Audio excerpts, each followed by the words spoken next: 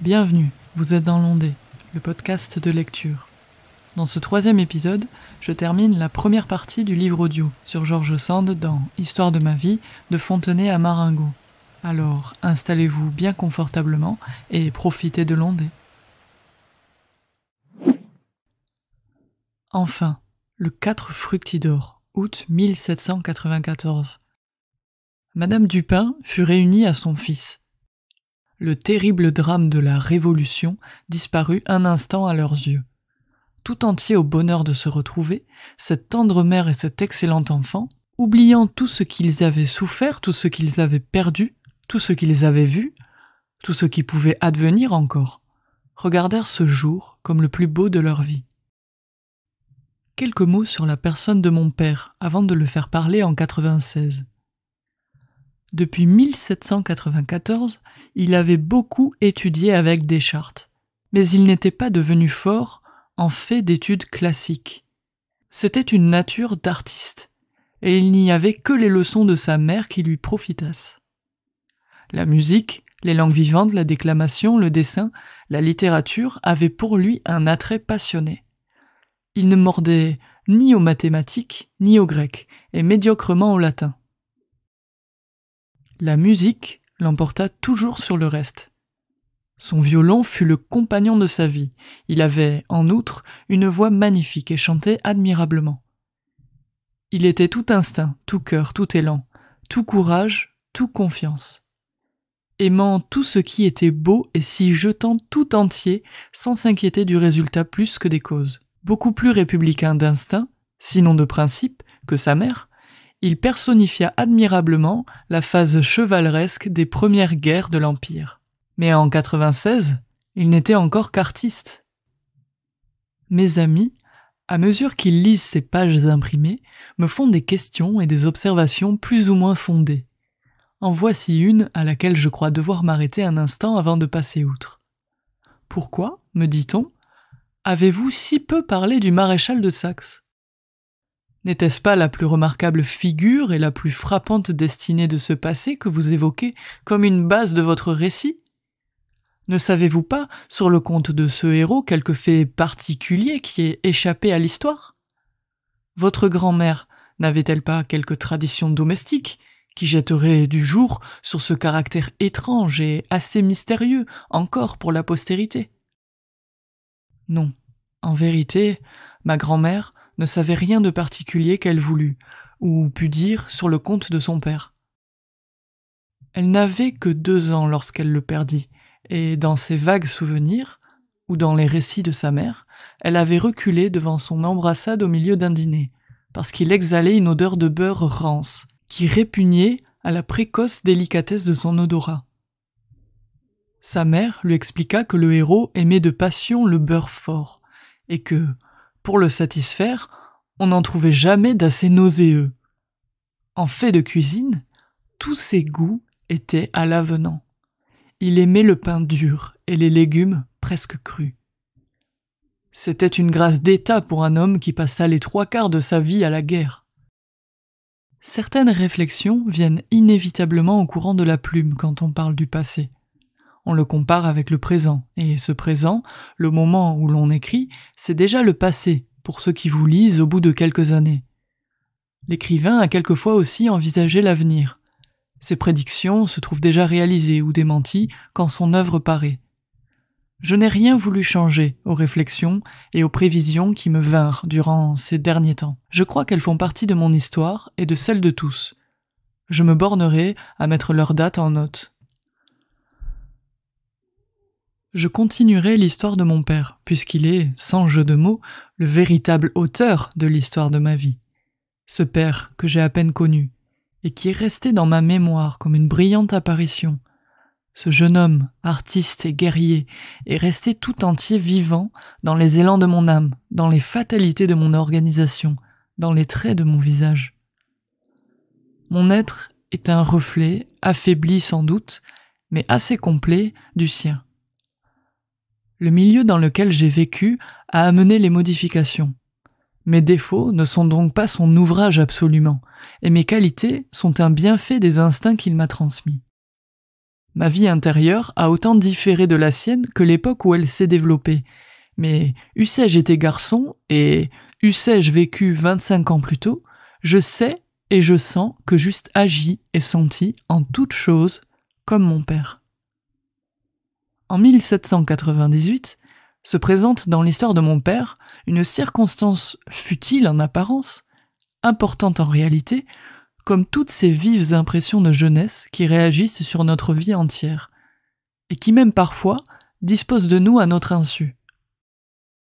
Il s'était lié avec la société de la ville voisine, et je dois dire que cette petite ville de La Châtre, malgré les travers et les défauts propres à la province, a toujours été remarquable, pour la quantité de personnes très intelligentes et très instruites qui se sont produites dans sa population, tant bourgeoise que prolétaire. En masse, on y est pourtant fort bête et fort méchant, parce qu'on y est soumis à ses préjugés, à ses intérêts et à ses vanités qui règnent partout, mais qui règnent plus naïvement et plus ouvertement dans les petites localités que dans les grandes. La bourgeoisie est aisée, sans être opulente. Elle n'a point de lutte à soutenir contre une noblesse arrogante et rarement contre un prolétariat nécessiteux. Elle s'y développe donc dans un milieu très favorable pour l'intelligence, quoique trop calme pour le cœur et trop froid pour l'imagination. En 1798, mon père, lié avec une trentaine de jeunes gens des deux sexes, et lié intimement avec plusieurs, joua la comédie avec eux. C'est une excellente étude que ce passe-temps-là, et je dirais ailleurs tout ce que j'y vois d'utile et de sérieux pour le développement intellectuel de la jeunesse. Il est vrai que les sociétés d'amateurs sont, comme les troupes d'acteurs de profession, divisées la plupart du temps par des prétentions ridicules et des rivalités mesquines. C'est la faute des individus, et non celle de l'art. Et, comme, selon moi, le théâtre est l'art qui résume tous les autres, il n'est point de plus intéressante occupation que celle-là pour les loisirs d'une société d'amis. Il faudrait 2 choses pour en faire un plaisir idéal. Une bienveillance véritable, qui imposerait silence à toute vanité jalouse, un véritable sentiment de l'art, qui rendrait ces tentatives heureuses et instructives. Il est à croire que ces 2 conditions se trouvaient réunies à La Châtre, à l'époque que je raconte, car les essais réussirent fort bien, et les acteurs improvisés restèrent amis. La pièce qui eut le plus de succès, et qui fit briller chez mon père un talent de comédien spontané et irrésistible, fut un drame détestable, en grande vogue alors, mais dont la lecture m'a beaucoup frappé, comme un échantillon de couleur historique. Robert, chef de brigands. Ce drame, imité de l'allemand, n'est qu'une misérable imitation des brigands de Schiller, et pourtant cette imitation a de l'intérêt et de l'importance, car elle implique toute une doctrine. Elle fut représentée pour la première fois à Paris, en 1792. C'est le système jacobin dans son essence. Robert est un idéal du chef de la montagne, et j'engage mon lecteur à le relire comme un monument très curieux de l'esprit du temps. En effet, les brigands jacobins de Robert ne font point pressentir sur la scène les égarements et les crimes qu'entraîna leur système. Robert est un Charles Moore, à l'eau de rose. Il est pur de tout crime, et s'il règne par la terreur, c'est qu'il lui plaît de se faire craindre et d'avoir de grandes moustaches rousses. D'ailleurs, c'est un agneau, et, bien qu'il menace ses compagnons de leur casser la tête au moindre méfait, il les a si bien élevés qu'il n'en est pas un qui n'ait mérité 10 fois le prix Monthyon. Tandis que dans Schiller, les brigands jettent dans les flammes un pauvre petit enfant qui avait froid. Les brigands de Robert se grillent la barbe pour retirer cet enfant des ruines embrasées, et ils lui choisissent une nourrice saine et propre. Ils font des pensions aux vieillards. Ils offriraient pour un peu la main aux dames pour les aider à descendre de voiture, tandis qu'on fait justice de leur mari ou de leur père. En un mot, on ne frappe que les criminels, les scélérats, que le monde officiel a oublié de juger et d'envoyer à la potence. On protège la veuve et l'orphelin, on fait la guerre aux partisans du despotisme, mais on l'a fait avec une admirable loyauté. Jamais l'innocent ne paie pour le coupable, jamais il ne tombe, dans la bagarre, de spectateurs inoffensifs. Chaque balle va à son adresse, et quand on a vidé les poches des usuriers et des concussionnaires, c'est pour remplir les mains des pauvres. Tout cela est fort peu vraisemblable, comme on voit, mais il serait oiseux de critiquer une aussi mauvaise pièce. Ce qui est digne d'examen, c'est la doctrine qu'elle renferme. Cette doctrine n'est rien moins que celle de la montagne, telle que des cœurs purs et généreux ont pu la concevoir, sans prévision aucune des excès auxquels leur système d'épouvante et d'hostilité allait les entraîner. Ce n'est pas ici que je jugerai ce système. Quoi qu'on fasse d'ailleurs, je doute qu'on puisse le bien juger, et jusqu'ici les historiens n'ont pas résolu les questions qu'il soulève. Le temps n'est peut-être pas encore venu où les amis de l'humanité peuvent faire le procès de la montagne, car il est entre les mains des ennemis de l'humanité, lesquels condamnent des passions coupables au nom de passions plus coupables encore. Depuis 30 ans, on nous pose ainsi la question. Eussiez-vous été royaliste, girondin ou jacobin ? À coup sûr, répondrai-je, juste été jacobin, car il n'est pas probable que mon intelligence se fût élevée au-dessus des idées que faisaient naître les faits. À l'heure qu'il est, quelque chose qui arriva, je ne serai pas jacobin, mais je ne serai ni girondin ni royaliste. Vous voyez bien que c'est une question insoluble quand on la pose ailleurs que dans le passé. Quand nous serons à la fois plus intelligents et plus humains que la montagne, nous condamnerons la montagne. Nous sommes déjà assez humains pour détester la guillotine et les proscriptions. Sommes-nous assez habiles pour sauver une révolution qui suivrait les mêmes phases et rencontrerait les mêmes obstacles ? J'en doute. Ce qui rassure la conscience à l'endroit de l'avenir, c'est que les révolutions ne se copient pas les unes les autres, et que l'humanité ne repasse jamais par les mêmes chemins. Elle le voudrait en vain. La loi de la vie s'y oppose. Laissons donc à d'autres le souci de conclure sur une hypothèse qui ne se réalisera jamais. Tout ce qui a été dit, tout ce qui sera dit, observé, raconté, analysé sur les événements de notre histoire, sera utile à ceux qui auront un jour à prononcer sur ses erreurs et sur ses bienfaits. Ce qui m'occupe en ce moment, le petit fait littéraire que j'analyse, n'est pas indigne d'occuper un instant mon lecteur.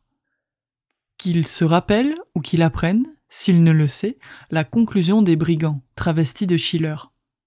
Comme invention historique, ce dénouement placé au XVe siècle est vraiment à mourir de rire. Mais comme pressentiment révolutionnaire, il est très intéressant. Charles Moore, c'est-à-dire Robert, chef de brigands, se couvre de tant de gloire et fait tant de belles choses que la société se réconcilie avec lui. Le César germanique lui tend les bras, sa maîtresse persévère dans son amour et l'épouse, son père le bénit, les populations vont le porter en triomphe, et désormais, l'Allemagne régénérée va adopter les principes des brigands de Robert et placer ses hommes d'élite à la tête de ses armées et de son gouvernement. En d'autres termes, la montagne l'emporte. Robespierre va régner. Le monde est revenu de ses erreurs. La terreur a passé sur la terre comme un nuage rempli d'une rosée bienfaisante. Le glaive de la guillotine a épuré l'humanité. Ces hommes méconnus, qu'on traitait hier de brigands et d'assassins, vont être demain les archanges de la Révolution. Ils ont terrassé le diable, ils ouvrent au peuple réconcilié les chemins du ciel. Hercule a béni leurs travaux. La fin a justifié les moyens. Voilà la doctrine terroriste. Ce n'est pas la mienne, mais de quoi vous plaignez-vous, vous tous qui avez servi le despotisme? Est-ce que ce n'est pas la vôtre aussi? Erreur de nos pères, je te déplore et ne te maudis pas. Mais voici un fait plus curieux. Nos pères jouaient Robert, chef de brigands, en 1798. La terreur avait passé, le nuage avait crevé sur leur propre tête, il avait vomi des fléaux épouvantables, on savait alors, hélas, que la fin ne justifie pas les moyens. Les brigands de Robert avaient tenté en vain d'épurer l'humanité. Elle se réveillait au milieu des ruines fumantes. Elle essuyait à la hâte le sang qu'elle venait de verser. Elle avait tué Robert et ses complices, désormais haïs et stigmatisés comme des cannibales. Le directoire était une anarchie souillée de plus de vices que le comité de salut public n'avait de crimes à se reprocher. Le monde n'était pas renouvelé, car l'ennemi était à nos portes et nous appelions un dictateur pour nous sauver. Les hommes qui avaient dépassé les rigueurs et les soupçons de Robespierre avaient assassiné Robespierre. et ils essayaient en vain de s'en faire un mérite auprès de la nation, qui les méprisait et se défiait d'eux. La conscience de nos pères leur criait la formule implicitement proclamée par Schiller. Non, la fin ne justifiera jamais les moyens. Et pourtant, Bonaparte approchait du pouvoir avec cette doctrine, et ils allaient encore une fois la subir. Ils ne s'en inquiétaient point, ils riaient, nos jeunes parents, ils étaient gais, ils avaient hâte de vivre et d'oublier leurs souffrances.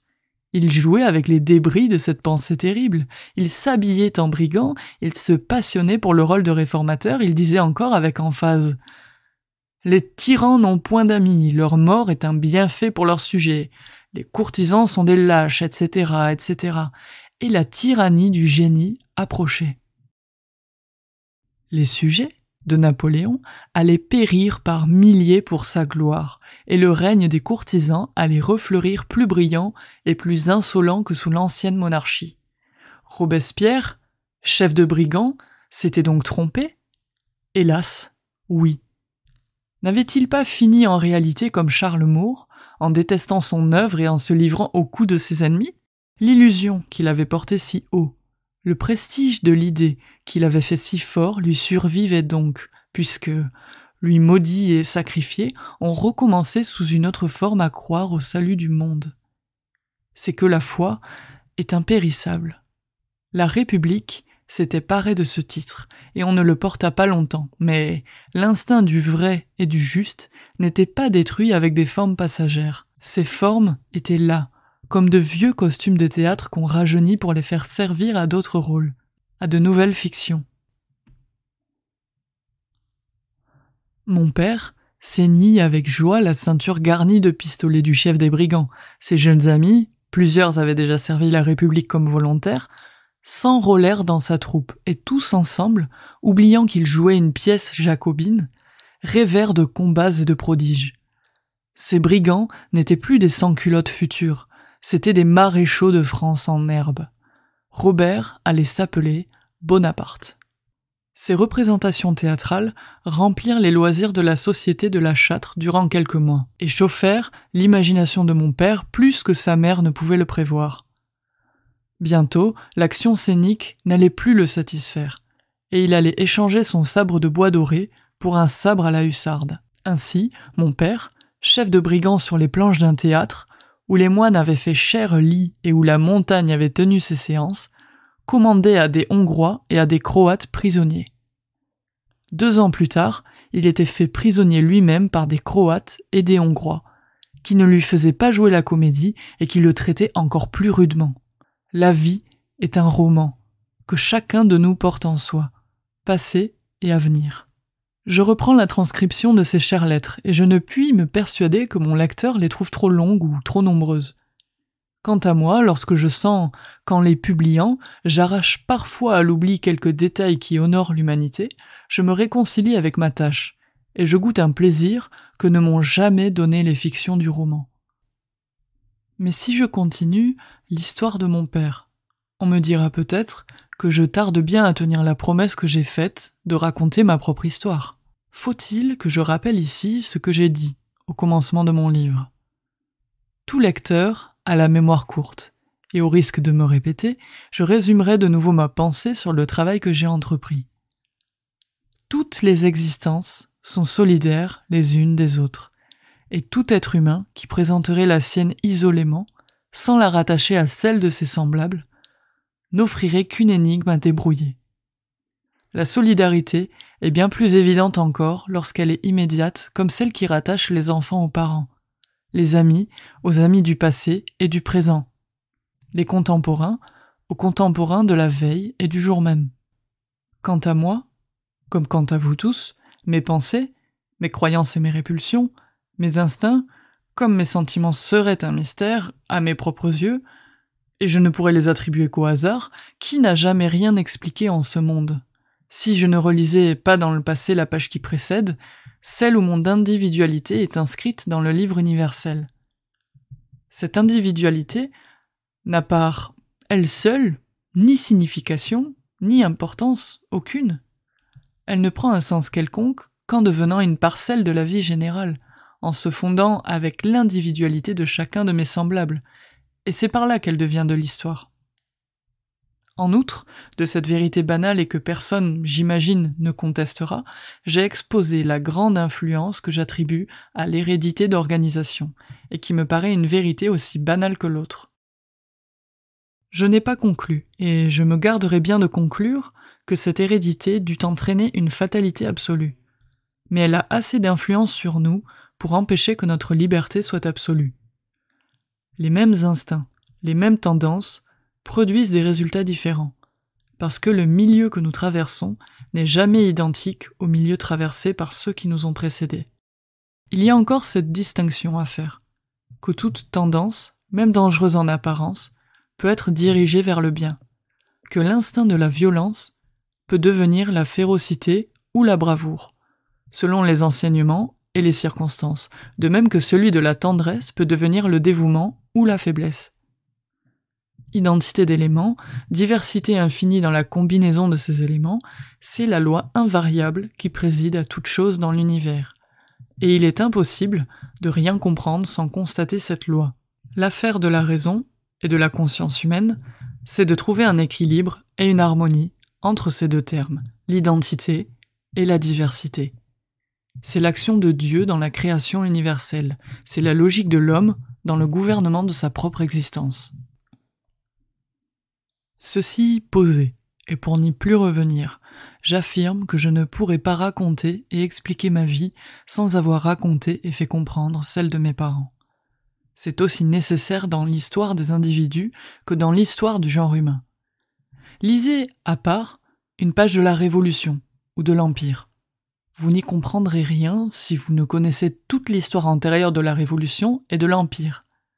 Et pour comprendre la Révolution et l'Empire, encore vous faut-il connaître toute l'histoire de l'humanité. Je raconte ici une histoire intime. L'humanité a son histoire intime dans chaque homme. Il faut donc que j'embrasse une période d'environ 100 ans pour raconter 40 ans de ma vie. Je ne puis coordonner cela sans mes souvenirs. J'ai traversé l'Empire et la Restauration. J'étais trop jeune au commencement pour comprendre par moi-même l'histoire qui se faisait sous mes yeux et qui s'agitait autour de moi.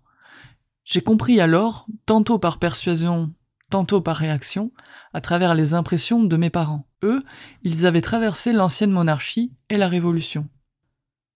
Sans leurs impressions, les miennes eussent été beaucoup plus vagues. Et il est douteux que j'eusse conservé des premiers temps de ma vie un souvenir aussi net que celui que j'ai. Or, ces premières impressions, quand elles ont été vives, ont une importance énorme, et tout le reste de notre vie n'en est souvent que la conséquence la plus rigoureuse. Si cet épisode t'a plu, je t'invite à venir en parler dans les commentaires ou à mettre un petit pouce bleu. En attendant, je continue de vous préparer des livres audio et j'ai hâte de vous en dire plus bientôt. Allez, je vous souhaite de bonnes écoutes sur l'ondée, à très vite, ciao!